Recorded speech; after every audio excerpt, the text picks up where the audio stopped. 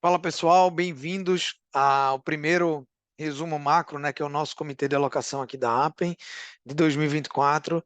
Desejo a todos aí um feliz ano, seja de muitas realizações e felicidades para todos e que nos investimentos a gente também consiga aí realizar os nossos objetivos, tá?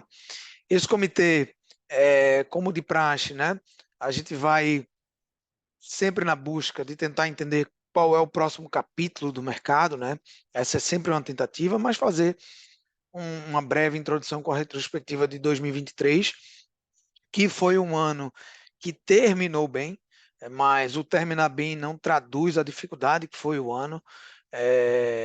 A gente está muito feliz com os resultados do ano passado. A gente conseguiu defender bem as carteiras e surfar nos 2 últimos meses, mas foi um ano bem difícil do ponto de vista de alocação, de entender direcional de mercado, e a nossa ideia é tentar entender como vai ser 2024. Também um ano com alguns desafios. Acho que a parte que amedrontou sempre o ano passado, que foi a briga e a luta mundial do controle da inflação e estabilização da política monetária por todos os bancos centrais, principalmente dos Estados Unidos, a gente acha que esse capítulo ele está esvaziando, mas tem outros também que aparecem, que a ideia desse comitê é traduzir isso para vocês, tá? E como essa tradução do cenário se reverte em alocação e como a gente aplica o dinheiro de todo mundo, né? Na verdade, investe, né? Aplicar é diferente de investir, tá? Então eu vou dividir aqui mais uma vez a apresentação com vocês e vamos falar sobre isso, tá? Então aqui a apresentação para todos, né? E o nosso comitê de alocação de janeiro de 24. Como sempre, a gente sempre segue a nossa agenda de falar um pouco da parte global. A gente traz um pouco também de Brasil, né? Nossos portfólios são majoritariamente para pessoas que moram no Brasil, vão ter sua vida perpetuada aqui, e falar de classes de ativos, de prêmio que existem nas classes e como a gente está olhando os portfólios para frente, tá? Fazendo uma breve retrospectiva de 2023, a gente olha que foi um ano, né, que os 2 últimos meses eles salvaram todas as carteiras e várias classes de ativos, tá? O que tem aqui nesse slide é a performance das classes de ativos no ano, né? E a contribuição dos meses, né, do final de outubro, mas basicamente novembro e dezembro, para a performance dos portfólios, tá? Então eu destaquei aqui em vermelho, principalmente o que nos beneficiou, né, enquanto nacionalidade e enquanto região, tá? O que é que isso quer dizer? Ele mostra aqui que até o dia 27 de outubro, o mercado acionário de mercados emergentes, né, estava em queda, né? E o Brasil inserido dentro desse contexto, tanto o mercado de ações, com o MSCI EM, e quanto o IMBI, que é o mercado de renda fixa. Então, se a gente pegasse, e podem pegar os portfólios que vocês recebem aí no e-mail de vocês. Se você pegar o seu portfólio até outubro, até o final de outubro, você tinha um tipo de performance. Talvez nós não estávamos felizes e que está preocupados, né, com a performance do ano sendo deteriorada a partir de setembro e outubro, que foi um mês muito difícil por conta da abertura de juros nos Estados Unidos. Quando você coloca a contribuição de performance dos 2 últimos meses no mercado de ações de emergentes e no mercado de renda fixa de emergentes, explica a totalidade do retorno do ano em 2 meses. Então, isso traduz a dificuldade realmente que foi o ano de 2023, né?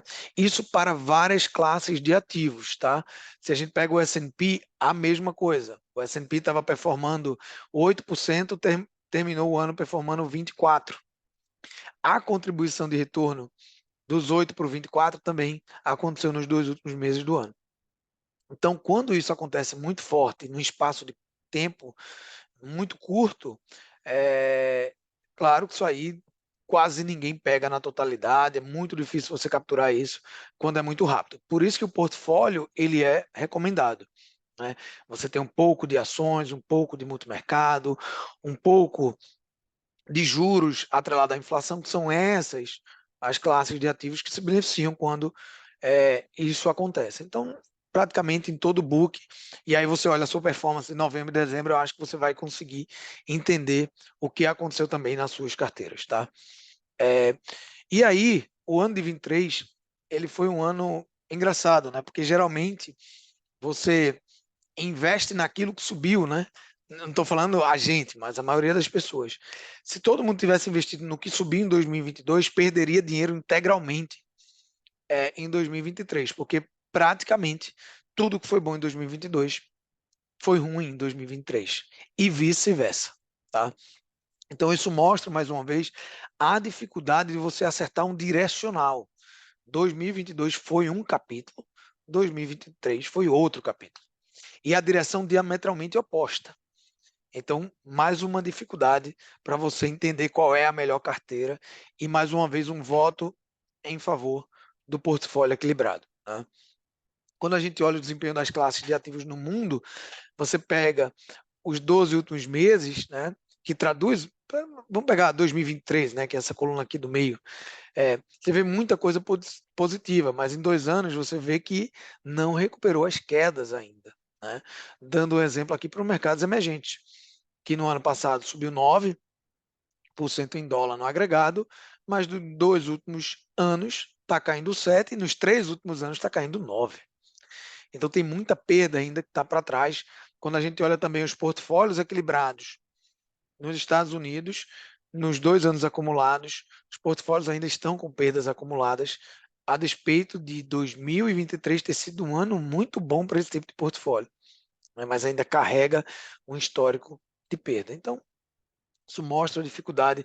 A gente está feliz por 2023, mas a gente está devendo 2022. Essa é um pouco da tradução, né? Então, tentar acertar muito mais no longo prazo. Em algum ano ou outro, você vai ficar um pouco para trás, é super normal quando você investe equilibrado em classes de ativos, né? Vindo aqui para o Brasil e tentando fazer esse exercício de contribuição de performance, a mesma coisa é traduzida, né? Quando a gente olha até o final de outubro, que é esse gráfico de cima, o CDI era o grande campeão, né? E o Ibovespa estava rendendo metade do CDI. Então, até o final de outubro, todo mundo estava feliz de estar um pouco aliviado em ações. No final do ano, todo mundo ficou triste de não ter mais ações. E ninguém acerta esse movimento de curto prazo muito forte, tá? Por isso que é bom ter um pouco de ações.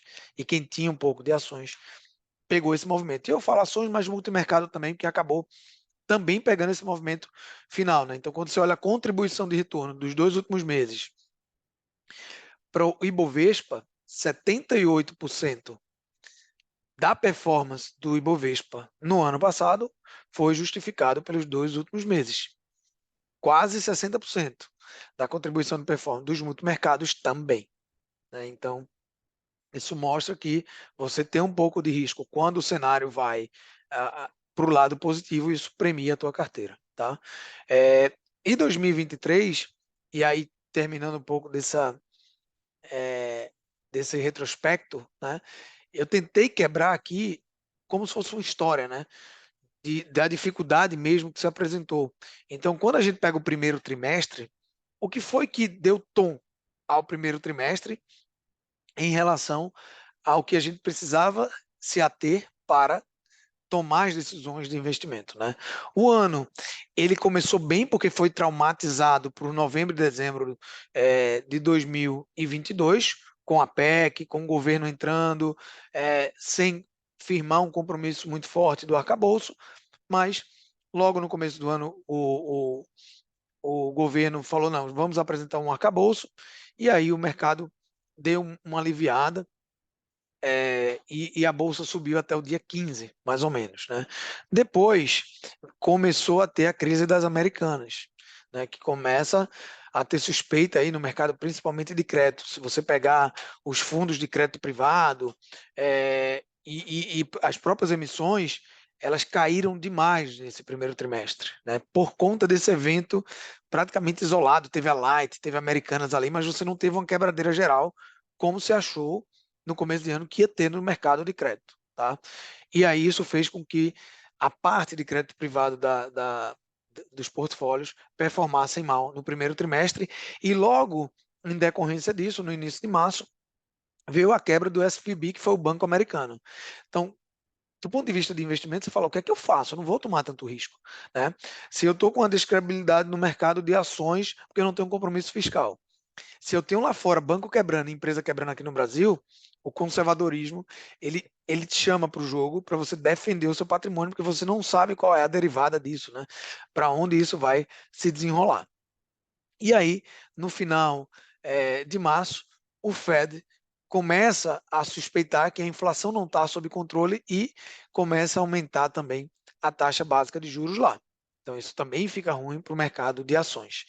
Então, o primeiro trimestre, em resumo, e aí no final, né, no dia 23 de março, o governo apresenta o arcabouço que dá o pontapé do que vai ser o segundo trimestre. Mas quando você pega a performance do primeiro trimestre, o CDI foi o grande campeão, né? Muito mercado ficou bem atrás, apesar de ficar no positivo. O IDA IPCA e o IDA DI, eles traduzem o retorno dos fundos de crédito privado pós-fixados e de debêntures incentivadas, que é o que a gente acaba tendo nos portfólios, e o Ibovespa foi, junto com o dólar aí, os piores ativos desse trimestre, né? Então, a dificuldade de você, inclusive, ler o que iria acontecer com o Ibovespa olhando para frente. Quando o governo apresenta o arcabouço fiscal, o mercado dá o benefício da dúvida, né? Putz, agora tem um compromisso fiscal, vamos, vai aliviar um pouco a trajetória da dívida, ou pelo menos criar uma baliza. Depois o CPI americano começa a apresentar a desinflação, né? O núcleo começa a cair, isso é bom, também para o controle da política monetária do próprio Fed, e a expectativa de cenário positivo no Brasil fiscal começa a se apresentar ali também em meados do segundo trimestre, junto com os dados também da melhora da inflação no Brasil. Então, você tem um trimestre muito ruim de dado e acontecimentos no mercado, um segundo trimestre já aliviando, e a tradução disso em retorno é que o Ibovespa no segundo trimestre ele dispara, é a melhor classe de ativo, junto com o IDA IPCA e o IDA DI, que são fundos voláteis, né? E eles sensíveis à taxa de juros. O CDI ficando em quarto. Nesse segundo trimestre, a maioria dos multimercados não performaram, porque tinham uma posição vendida em Bovespa ainda, e o dólar continuou caindo, né? Uma parte interessante do ano passado foi exatamente a gente não dolarizar as carteiras e aliviar a dolarização nas carteiras, dado que a gente entendia que o Brasil tinha aí uma robustez vindo da balança comercial e isso impactaria o câmbio, né? Já o segundo trimestre, ele recapitula ou ele relembra o que foi o primeiro trimestre, né? A gente começa a ver a expectativa da inflação agora nos Estados Unidos subindo, mostrando aí que o Fed precisaria subir juros, né? E aí é quando, a partir do final de agosto até o final de outubro, a taxa longa de juros americanas chega a quase 5, destruindo todos os mercados de crédito, acionário, e aí a gente tem o Ibovespa como o pior ativo do terceiro trimestre, o dólar sendo uma proteção, dado que o juro americano subiu bastante, então eu vou melhorar essa minha reserva em dólar, o CDI performando bem também aí como uma segunda opção, e os multimercados e os fundos de IPCA, que tem maior volatilidade, ficando para trás, mas tem um destaque interessante para os fundos de crédito privado DI, que tiveram impacto do de-rating no primeiro trimestre, mas surfaram bem o terceiro trimestre, mostrando que eles tinham bons carregos e o ajuste de risco ficou muito mais pela própria cota e os produtos, e não pelo que o mercado ia arbitrar em relação à capacidade de solvência desses fundos, né? Quando a gente chega no quarto trimestre, ele continua ruim até meados de outubro, quando e principalmente no Brasil, quando o Lula meio que desautoriza o Haddad, falando que não ia entregar o fiscal, mas na mesma semana o Bill Ackman, que é um grande player de mercado, falou no Twitter que tinha recomprado suas posições vendidas em juro longo americano, ou seja, ali ele apostava que a inflação estava sob controle, que o Fed ia começar a baixar os juros, e esse foi o grande rally para todos os ativos de risco do mundo, tanto bolsa, quanto juro longo, enfim.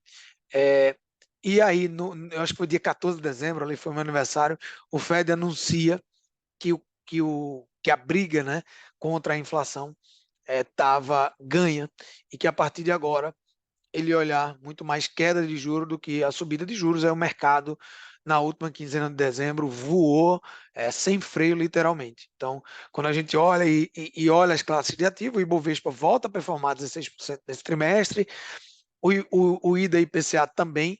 Então, é muito a tradução do que foi o segundo trimestre, mas o IDA-DI performando melhor do que o CDI. Trago isso por quê? Porque tem fundo de crédito privado nas carteiras e esse último semestre para eles foi bom.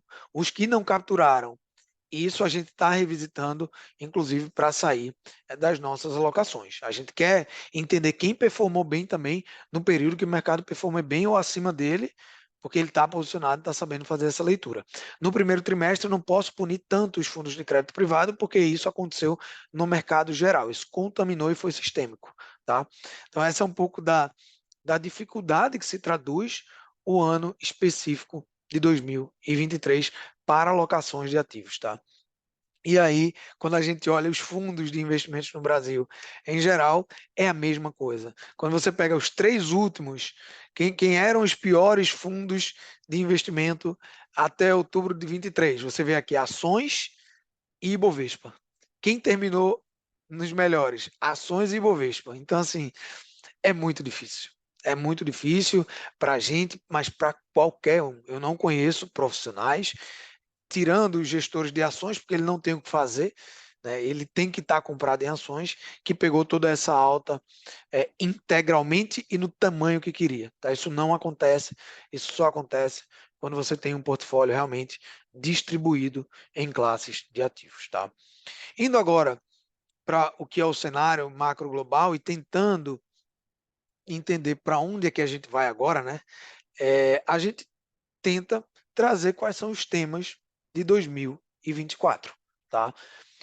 Eu peguei aqui duas leituras, uma do BTG e do XP, mas em algum grau elas se conversam com praticamente todos os temas dos grandes bancos, e eu circulei aqui, ou grifei de verde e vermelho, o que são boas coisas que podem acontecer para esse ano, e o que a gente tem que estar alerta também para 2024, tá? É, Nos Estados Unidos se espera que não tenha recessão, né? Mas também escutando o Call da Legacy, que é um multimercado que eu gosto muito, isso vai depender muito de como vai ficar a atividade do próprio Estados Unidos, né? Se ele vai continuar crescendo no mesmo vetor, mas se espera que não. E no início, e se espera em consequência disso, que exista uma normalização da política monetária por lá. Então, que a queda de juros comece a acontecer a partir de maio desse ano. Tá? O que a gente vê como matriz de risco são as eleições americanas e no Congresso, que vai acontecer no segundo semestre, né? E olhando um pouco de China, muito mais olhando para o Brasil nesse caso, entender se a atividade econômica da China realmente ela vai conseguir atingir um potencial, ou se o governo vai ficar tentando esquentar essa economia, que aí pode também nos beneficiar aqui no Brasil, muito mais atrelado à balança comercial, tá? E o outro dado de China, que aqui é muito mais atrelado a um risco geopolítico, foi a eleição que aconteceu em Taiwan, da oposição ao governo de Xi Jinping. E aí a gente tem que entender qual é a derivada disso. Né? Taiwan muito mais alinhada ao Ocidente, e aí a gente pode entrar num capítulo esse ano que está sendo muito falado, que pode acontecer tensões geopolíticas e isso pode impactar também nos mercados. Quando eu pego os macro temas também da XP, só para complementar um pouco mais disso aqui, eles olham muito para essa parte da desinflação. Será que vai ser no ritmo esperado pelo Fed? Ou não, né? O último CPI veio levemente acima, os dados de atividade estão fortes, enfim. Será que realmente está 100% sanado a questão da inflação nos Estados Unidos, né? O outro dado aqui em amarelo, quando eu pinto em amarelo, é muito mais para observar, né? Mas a gente acredita que a tendência ela é positiva, mas o que a gente vê nas posições técnicas e posições de mercado de indicadores de risco é que o mercado está muito pró-risco ainda e não tem espaço nenhum para decepção. E isso preocupa a gente, né? Porque está todo mundo otimista por conta de 2 meses só. Se você pegar outubro, estava todo mundo pessimista. E 2 meses mudou integralmente a visão, é, a gente ainda está meio cético em relação a isso, tá? E olhando outros riscos, que é o risco de liquidez mundial, né? E também o Tesouro Americano e o próprio governo americano gastando muito, isso pode, em algum momento, pedir mais juros, né? Se pedir mais juros, isso vai impactar os ativos de risco. E, mais uma vez, eleição entra aí como um, um watch out de risco aí para o segundo semestre, tá? Então, olhando aqui, a XP, no seu comitê macro global, ela fez essa matriz de probabilidade. Eu não vou ler isso para vocês, não vale a pena, mas eu só quero mostrar aqui o que economista faz e como as pessoas. É fácil projetar, né? Só fazer um PowerPoint e colocar na tela, né? Então, eles dizem que existem 3 cenários possíveis: o de Goldilocks, que é soft landing, ou seja, a economia não entra em recessão; um cenário inflacionário benigno e outro ruim; e a própria recessão, né? Então, tem 3 cenários com 3 probabilidades percentualizadas, ou seja, tem 50% para o primeiro cenário, 45% para o segundo e 5% para o terceiro, acreditando que a recessão não vem. Tá? E ele ainda distribui a probabilidade em mais 2 cenários derivados dos cenários anteriores, de 30%, 20%, 30%, 15%. Ou seja, quando eu vejo esse tipo de situação e análise de pessoas que são gabaritadas, tá? O comitê, você tem o Paulo Leme, o Arthur Wichmann, ou seja, são pessoas, cara, assim, fora da curva, tá? Muito melhores que nós para analisar macroeconomia. E a distribuição de probabilidade, ela está tão pulverizada e homogênea que eu falo, cara, temos uma dificuldade muito clara de acertar qual vai ser o cenário de 2024. Essa é a tradução desse slide. Não quero ler integralmente, passar aqui muito economiquez, mas é um ano desafiador, que as probabilidades estão para qualquer dado, para qualquer número do dado cair. Tá? Então, ele mostra, né, no final, a síntese se for um cenário de soft landing, e o corte de juros só tiver menos corte de juros do que o projetado, beleza, não é um cenário ruim para o mercado, tá? Agora, se você tem uma inflação rígida, que o núcleo não cai e o Fed não corta juros e fica higher for longer, né? Ele mantém isso por mais longo tempo, você vai ter um mercado lateralizado, que também é muito ruim para você tomar a posição. Agora, se reacelera a inflação, né, no cenário 4 e realmente tem uma recessão, aí a gente precisa estar bem defensivo nas carteiras. Como a distribuição ela está bem homogênea, a gente precisa ter um pouco de cuidado, mas também estar posicionado se o mercado virar, né, para o positivo, que é o que aconteceu com as carteiras. Quando eu olho o equilíbrio das carteiras hoje, todo mundo, praticamente todos, ganharam bem acima do CDI em novembro e dezembro, praticamente todos, tá? E isso também fez a performance total das carteiras no ano, tá? A gente está bem feliz no geral, tá? Quando a gente olha a expectativa dos gestores globais, né? Em relação se a gente vai ter uma recessão ou não, na margem melhora a pesquisa de que o mercado não vai ter uma recessão, mas não é algo diametralmente oposto como é a sensação de novembro e dezembro.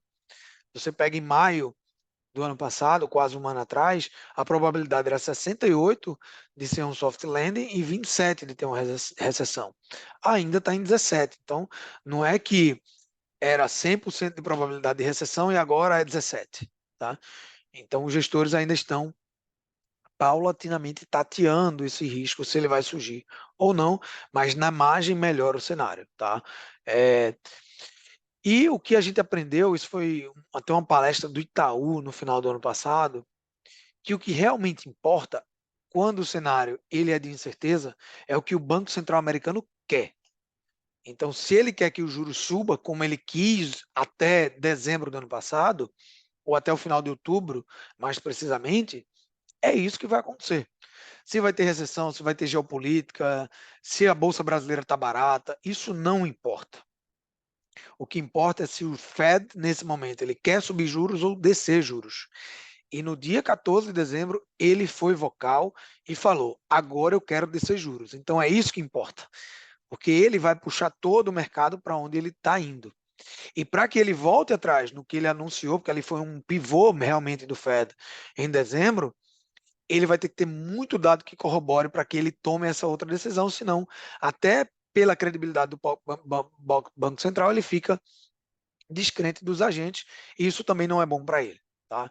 Então, hoje, o que importa é para onde o Fed quer ir, e ele quer ir com o juro para baixo, e a gente tem que olhar isso.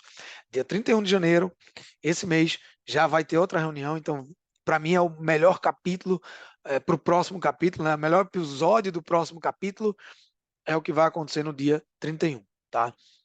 O que a gente entende e que estão nos números é que a guerra contra a inflação vai ajudar no ciclo de normalização de juros.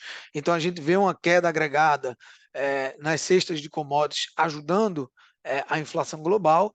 E quando a gente olha o núcleo de inflação contra a inflação cheia nos Estados Unidos, estão começando a convergir. Né? Então, isso é bom. Isso ajuda o Banco Central a reduzir juros. Tá? Então, a projeção de queda de juros do FONC ela vai acontecer a partir de maio, e aqui no dia 30, 31 de janeiro, todas as atenções para essa reunião, para o comunicado e para o que o Fed realmente quer e acha que vai acontecer, e aí a gente vai tomando as decisões da gente também de investimento em relação a isso, tá? Mas existe, todavia, uma divergência de opinião nos próprios membros do FONC. Tá? Então, quando a gente olha aqui, né, esse primeiro membro, dirigente aqui, ele fala: a inflação de 3 6 meses serão bons indicadores para a próxima discussão. Ou seja, beleza, a gente acha que ele vê espaço de corte para 2024. Quando você vê o Jay Williams aqui, embaixo, ele fala: não estamos falando de corte de taxa de juros no momento. Um membro fala que estamos falando, né? E ele ainda fala: eu ainda estou fortemente preocupado com a economia e com a inflação. Então, você não tem convergência de opinião no próprio FONC, que é o comitê que decide política monetária, diferentemente do Copom aqui no Brasil, que sim, está votando em maioria, então isso é bacana também. Tá? Então isso aqui deixa dúvidas sobre realmente a trajetória do juro nos Estados Unidos. Quando a gente olha historicamente, quando acontece corte de ciclo, que é nesse zero aqui, o que é que acontece historicamente 60 dias depois com a Bolsa Americana? Na média ela cai. Né? Então a gente tem que ver quando ele cortar juros, se ele está cortando porque uma recessão está vindo, ou se realmente ele acha que a inflação está sob controle e aí é um soft landing, aí pode ser que a estatística esteja contra nós. Tá? Por isso que o dia 30, 31 desse mês ele é muito importante para a gente entender que direção a gente vai tomar. Tá? Mas o que a gente olha é que o mercado segue otimista, no geral. Né? O VIX é um índice de medo dos mercados acionários e o MOVE é um índice de medo do mercado de renda fixa. A gente vê que é praticamente aí no low, né? Todo mundo aceitando o risco, ninguém preparado para o contrário. Né? Quando a gente olha também o mercado dos hedge funds, né? Dos fundos institucionais globais, a maioria, e aí isso nunca foi apresentado no dado, né? Em 60% acha que o juro será mais baixo em 2024, e quando a gente vê o posicionamento de mercado em ações, na margem não está mais no low como estava em julho de 2022. As pessoas começam a ficar um pouco mais otimistas também com o mercado de ações, tá? Então, isso nos preocupa, que é o que a gente falou, né? Quem está preparado se o negócio não der tão certo? Se vier uma tensão geopolítica que pressiona a inflação, porque o Irã entrou em disputa com os Estados Unidos, a OPEP controlou e segurou a produção de petróleo, subiu o petróleo, bate no CPI. Quem está preocupado e quem está olhando isso, o posicionamento técnico não mostra tanto isso, tá? E uma coisa que vai ser falada esse ano também, que é a questão da liquidez dos mercados, né? O Fed ele tinha uma grande liquidez sentado no seu balanço, e ele, nessa reposição, né, para o próprio Tesouro Americano, que encurtou a dívida por conta do fiscal, está gastando muito, então o Tesouro vai lá emite dívida, as de longo prazo o mercado não estava absorvendo, então ele emitiu dívida de curto prazo, porque o CDI lá agora tá 1, né, que é o Fed Fund Rate, tá 5, desculpa. Isso faz com que, para que o Tesouro honre seus compromissos de curto prazo, ele pegue e faça uma compromissada junto com o próprio Federal Reserve, né? Então eu te empresto dinheiro a uma taxa curta, você me devolve, só que essas reservas de volume do Banco Central americano estima-se acabar aí em novembro, e aí você pode ter um problema de liquidez no mercado do Fed falar, olha, Tesouro, agora eu não tenho mais como te financiar, vai aí falar com o Banco Central do Japão, da China, e com certeza isso pode pedir mais prêmio de taxa de juro americano, né? O Fed, ele faz isso para o Tesouro americano também para controlar as taxas de juros, que é importante para ele ter o controle do mercado como um todo e isso não se descontrolar, tá? Mas o que a gente olha é que quando a gente olha o endividamento público e privado nos Estados Unidos, ele já está aqui na ordem de 315% da dívida sobre o PIB, né? Então ela é ascendente, muito forte, exponencial, e quando a gente olha só a dívida pública do setor privado, também chegando a 120% do PIB, com o juro aumentando, e aí o, o, o juro dessa dívida ela rola muito alto também. Então, é, será em que em algum momento não terá que ser discutido o fiscal americano? Então, esse também é um problema que pode impactar as taxas de juros longas e isso pode derrubar também os mercados junto com o risco geopolítico. Então, tem dois riscos aqui que a gente está olhando e talvez a gente não queira estar tão alocado nesse direcional. Tá?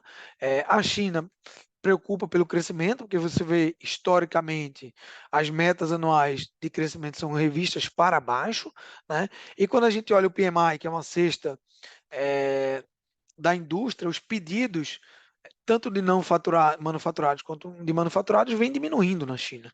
Né? Então, isso pode atrapalhar um pouco também, até a nossa comercialização junto com eles, diminuindo um pouco da potência da nossa balança comercial, isso ajudando o nosso fiscal como um todo. Tá?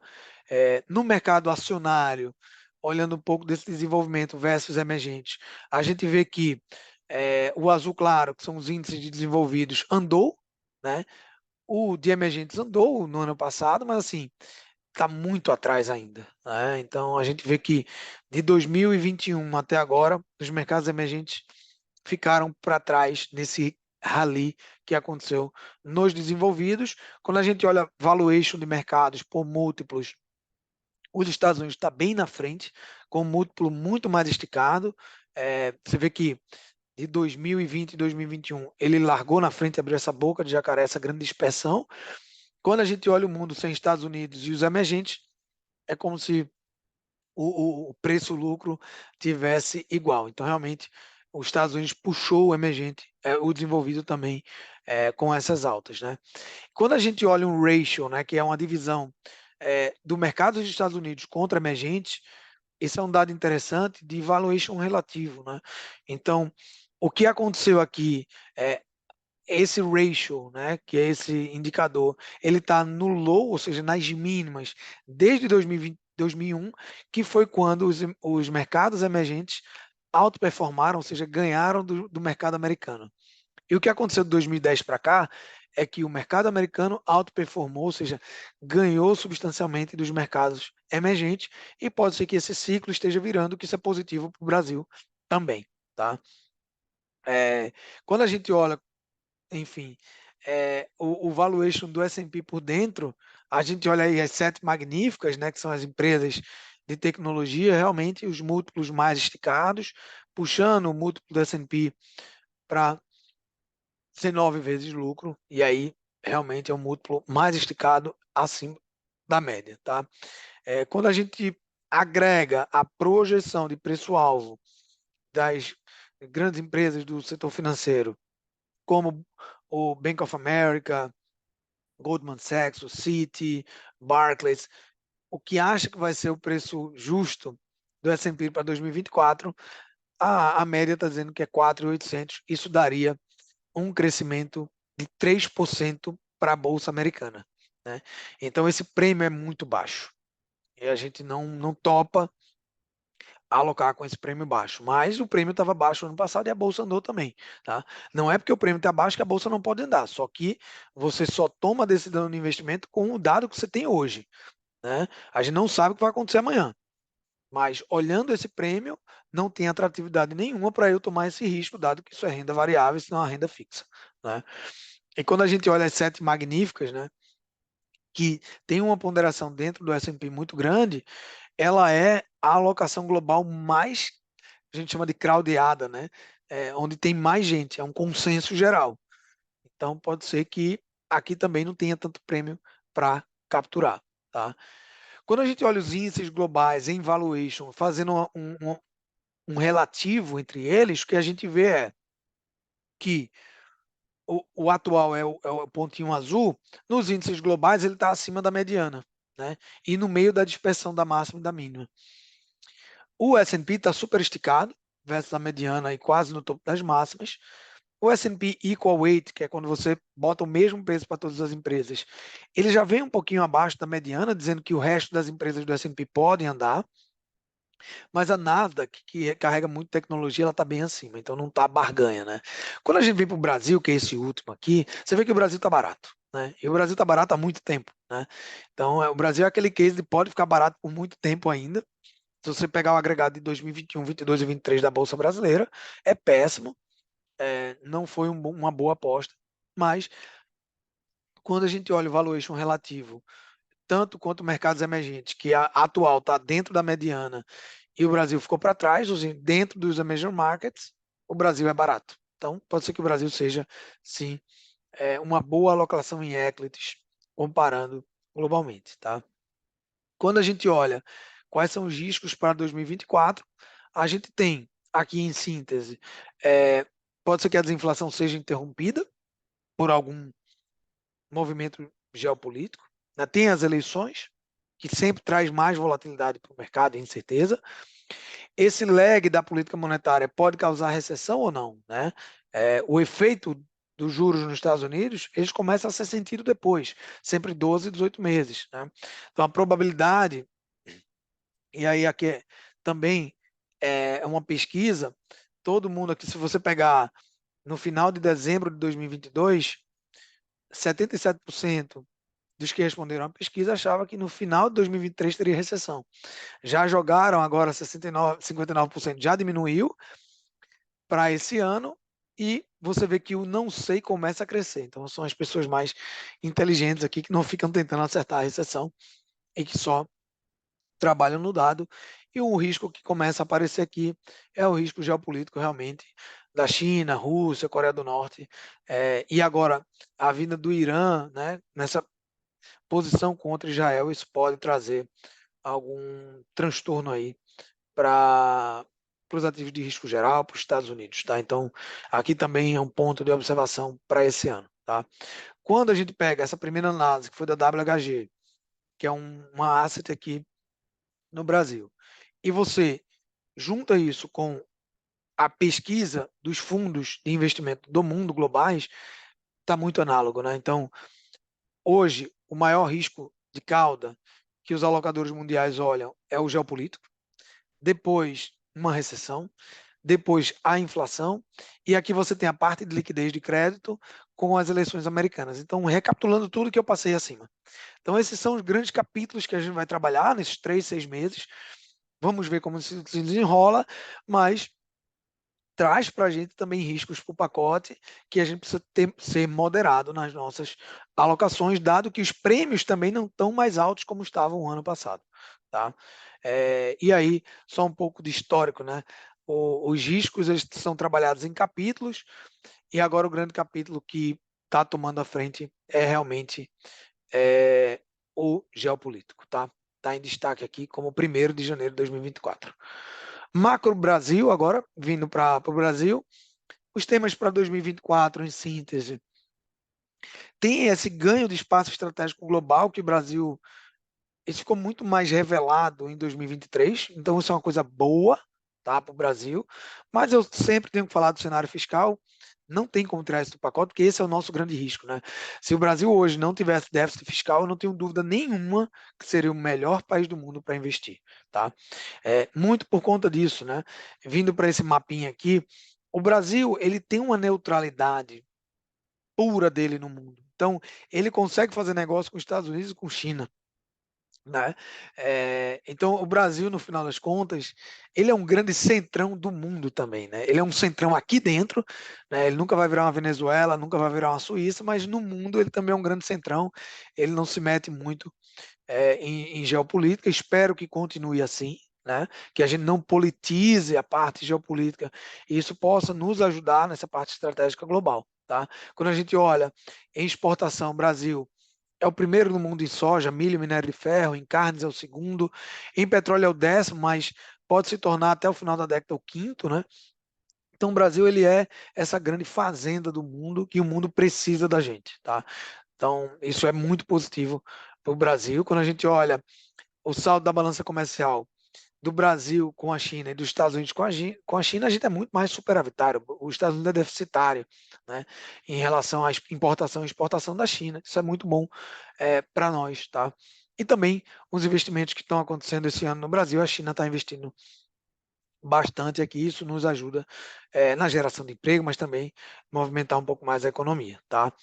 Então esse ganho de espaço estratégico mostra que o Brasil está muito bem posicionado geopoliticamente, tanto em segurança alimentar, energética e nas mudanças de padrão de globalização, o Brasil tenta ficar o neutro, né? É, e isso pode ser que seja um vetor que atue de forma estrutural na nossa economia. E que bom que isso seja, tá? E que bom que a gente saiba capitalizar isso muito bem, tá? O que se traduz é que na média, né, acumulada, tanto de 3 meses quanto de 12 meses aqui embaixo, a gente aumenta as nossas exportações e isso ajuda muito na balança e no termo de troca, né? Então, entra muito mais real, sai menos dólar, nossa moeda se valoriza, né? E aí a gente vê que nesse espaço que pode ser estrutural, a gente tem um dólar mais fraco no Brasil, em 4,90. Tem muito especialista que fala 4,60. Já teve um ex-diretor, acho que é o Bruno Serra, que deu uma entrevista falando que o dólar poderia chegar a 4,20. Eu nunca vou falar isso, essas projeções de dólar, ela realmente envergonha qualquer um que tente projetar, mas se o Brasil tivesse um fiscal muito ajustado, com certeza esse dólar estava muito para baixo, tá?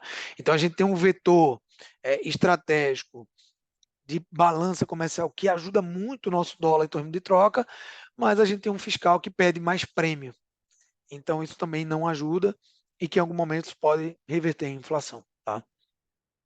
Um ponto de observação que vale a pena analisar durante o ano, a gente está tendo muita quebra de safra, e aí o Brasil pode exportar um pouco menos em 2024. Então, se você tem esse efeito para baixo de exportação e balança comercial, e o governo começa a gastar mais, aí pode ter um pouco de descontrole, pode fazer as projeções dos juros que estão indo para 9 subir para 10, como foi que aconteceu no final de outubro. Então, aqui são pontos a sempre estar observando, tá? Da parte do cenário fiscal, eu gostei da síntese da XP, que ele fala é um capítulo que o governo está empurrando para frente esse problema, mas ele vai ter que começar a adressar isso, né? Esse ano o compromisso era zero de meta fiscal, vai terminar em 2,2. Então, em que momento isso vai ser conversado de forma séria e a gente não vai ter mais a balança comercial nos ajudando, né? Quando a gente olha o que é receita e despesa do governo, a gente conseguiu sair da pandemia bem.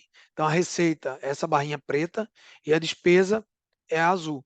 Então, a gente ficou aqui de junho de 22 até dezembro de 23 arrecadando mais do que a gente gasta. Em janeiro de 23 até agora, a gente está gastando mais do que a gente arrecada, que é a barrinha azul.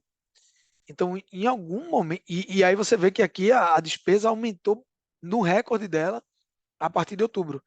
Então, beleza, o governo está taxando, ele vai taxar, mas em que momento não se pode mais taxar?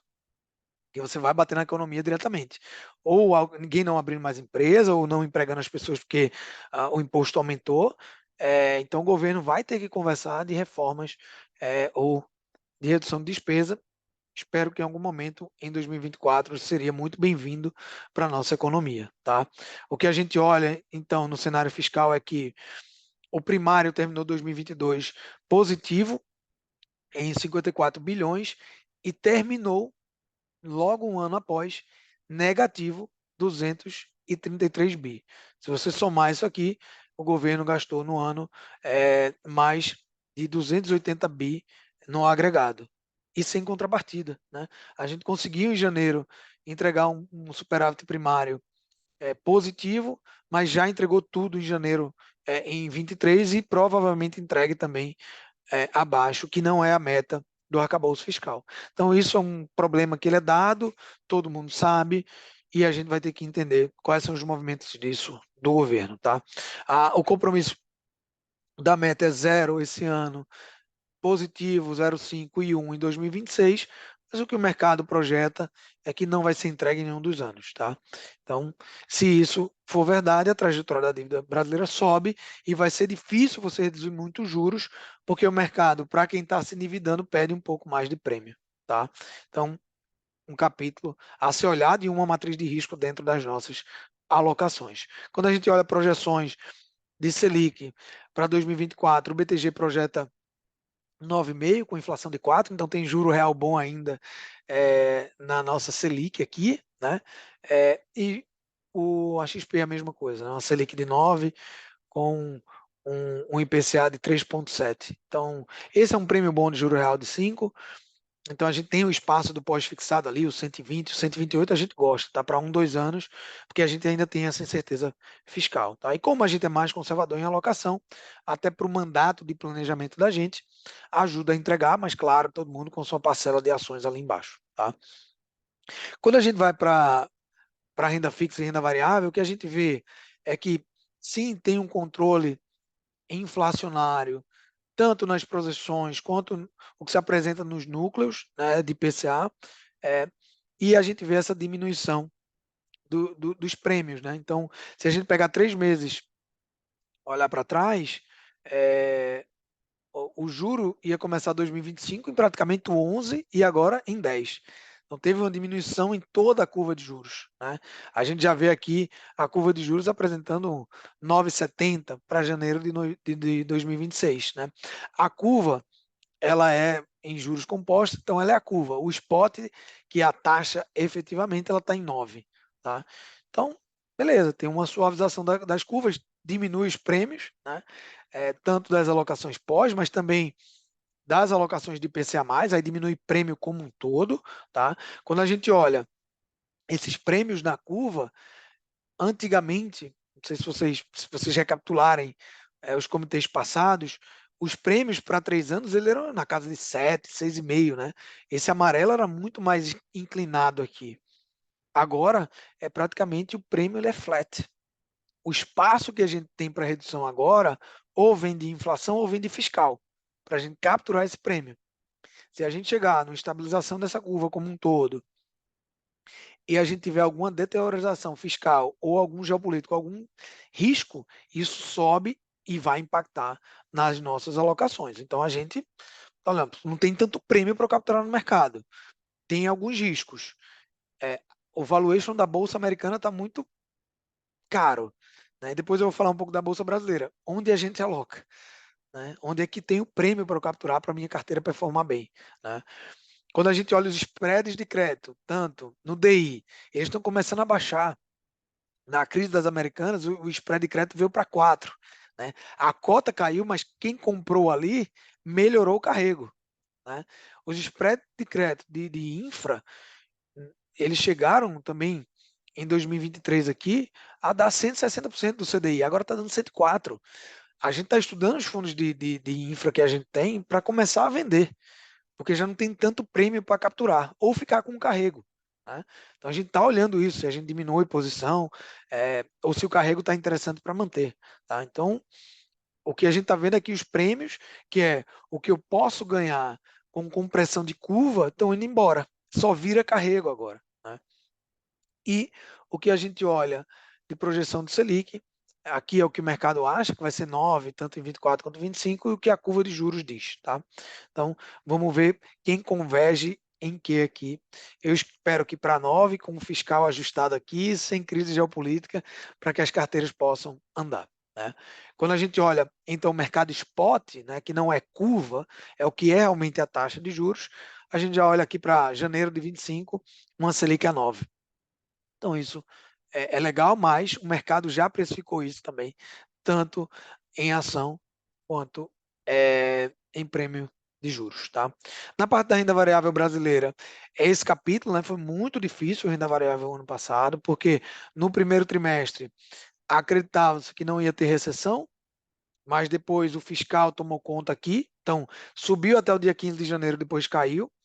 Depois no segundo tri, o sentimento misto que não teria mais, quer dizer, um sentimento bom, né, de que o pouso seria suave, não teria recessão, então as bolsas subiram junto com o crédito do arcabouço aqui no Brasil, e quando a gente pega o terceiro tri, quando as taxas de juros americanas subiram bastante e que o ambiente brasileiro estava até mais calado, a bolsa caiu, e aí quando o Fed e o Bill Ackman fala que a luta estava ganha e as bolsas deram essa disparada. Então, é um misto de sentimento muito,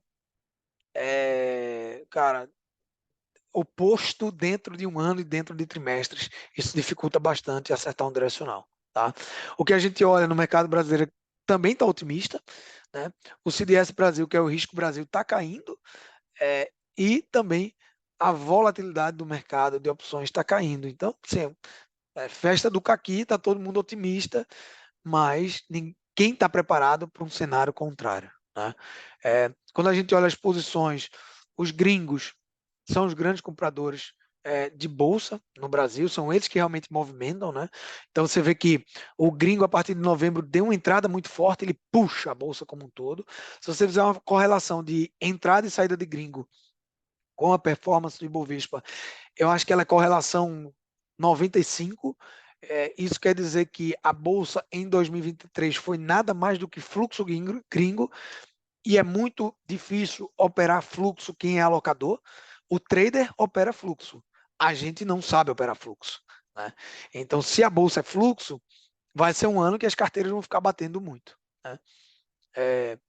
E a gente olha também um pouco da parte de captações de fundo, que o ano passado foi ruim para ações até outubro, depois teve uma captação boa. Multimercado realmente foi um ano péssimo de captação, muita retirada de dinheiro. Em dezembro, para renda fixa, teve muita retirada, provavelmente as pessoas querendo aproveitar a alta da bolsa, aplicam em janeiro e a bolsa em janeiro cai. Né? Então, tem esse movimento de contrapé das pessoas físicas aqui no Brasil, mas a bolsa, dentro do total do PL de fundos no Brasil, ainda tem uma posição muito pequena. Tá? A maioria está alocado em renda fixa também. Tá? Na parte de valuation, né, quanto é que vale a Bolsa Brasileira?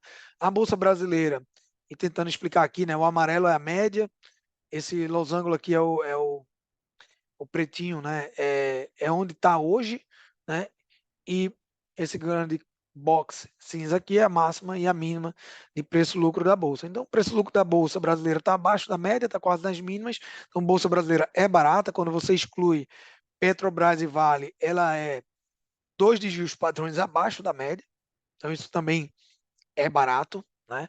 Mas ela está aqui desde 2021, né? Nesse patamar, deu uma recuperada agora. Então a gente vê que, sim, a Bolsa Brasileira não é uma bolsa cara, tá? Mas ela pode ficar cara por muito tempo. Os grandes riscos de cauda dos institucionais, dos fundos aqui no Brasil, é o risco fiscal doméstico, esse é o maior risco que a gente tem para a Bolsa, com uma recessão nos Estados Unidos e uma política monetária mais restritiva. Então, quando você soma esses 3 grandes riscos, tem 2 riscos que são globais, que a gente falou lá no começo, mas tem o nosso risco endógeno, né? Que tem mais efeitos na nossa Bolsa, então o fiscal realmente é uma pedra no nosso caminho aqui, né? Estabilidade política, alta de inflação doméstica, eventos geopolíticos são menores por conta da neutralidade brasileira, né? Intervenções governamentais e estatais, o risco é muito baixo, tá? Fazendo uma análise de valuation, né, de quanto vale a bolsa, existem 3 formas de você fazer valuation, né? Você pode fazer por fluxo de caixa descontado, múltiplo relativo, né? Aqui a gente está fazendo por múltiplo, tomando indicadores como taxa de juros, inflação e crescimento de PIB, para tentar projetar qual é o preço justo da Bolsa. A gente chega, e aí o BTG chega num cenário de 144 mil pontos para o final do ano, que se a gente pegar o fechamento do ano passado, dá 8% de alta. Se eu pegar o quanto a Bolsa está hoje, dá 12,5% de alta, levemente acima do CDI. Então, o prêmio ele é baixo versus o CDI. Tá? Contudo, se eu faço um valuation relativo versus os pares de mercados emergentes, o Brasil ainda tem muito a capturar. E aí, no valuation relativo, eu posso ter 36% de alta da Bolsa esse ano. Não sei para onde ela vai, mas tem um pequeno prêmio por múltiplo e tem um prêmio relativamente bom se a Bolsa Brasileira for a Bolsa esse ano dos mercados emergentes e se os mercados emergentes entrarem aí num ciclo de auto-performar os mercados desenvolvidos, tá? Então, tem que ter um olhar para a Bolsa Brasileira, tá? Na parte dos portfólios, então, como é que a gente tem o sentimento das alocações? A gente ainda assim continua um pouco posicionado acima do neutro em caixa, em pós-fixado. Nos indexados, a gente está neutro, né? Puxando para o neutro, a gente estava menos um mais. Essas posições de IPCA, um pouco mais longo, depois de 3 anos, tão boas. Tem prêmio aí de IPCA mais 7, IPCA mais 6,5. Então, para carrego de carteira, isso é bom, né? Dando prêmio acima do prêmio que existe na própria curva de 5,5. Multimercados, a gente está um pouco abaixo do neutro. Renda variável, a gente está exatamente neutro.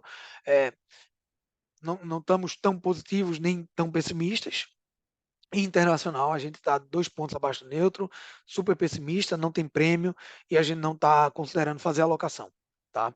É, quando a gente olha os backtests dessas carteiras já ajustadas nos pesos para esse sentimento, são carteiras que no último mês navegaram bem, nos 3 meses que teve aí, outubro sendo um mês péssimo, conseguiram ficar acima do CDI, mas nas janelas a ideia é que a gente consiga, a despeito dos balanços do mercado, a gente ganhar do custo de oportunidade. E o ano passado foi uma tradução muito boa das carteiras. Eu acho que a gente acertou esse equilíbrio entre risco e retorno bastante o ano passado, tá? Quando a gente olha as premissas de estressar a carteira, tanto no pessimista quanto no realista quanto no otimista, né? No pessimista é a bolsa empatar, ficar lateral esse ano. No realista é a bolsa andar 12,5% e no otimista é a bolsa fazer o catch-up, ou seja, alcançar os 36% de valor relativo, tá? E aí para todas as classes, a gente tem aqui ainda no cenário pessimista, a carteira conservadora vai cair muito pouco, né? No cenário otimista, a carteira mais arrojada vai dar aí 140% do CDI, frente a uma carteira conservadora 125% do CDI. Mas, contudo, e olhando esse cenário, as carteiras conservadoras e moderadas ainda têm essa relação de risco e retorno que está premiando mais, tá? Principalmente no curto prazo, já considerando um ano, uma taxa de 10,5 da Selic, tá? A gente está olhando muito curto prazo, tem muita coisa no pacote, muito difícil a gente alongar tanto esses prazos, tá? Então, quando a gente olha as estratégias de cada classe de ativo, tem aí a estratégia, aqui eu peço que você dê um pause e leia para eu não ficar tão granular aqui, esse vídeo não se alongar tanto, mas tem o porquê a gente aloca em cada estratégia, o que a gente espera delas, tá?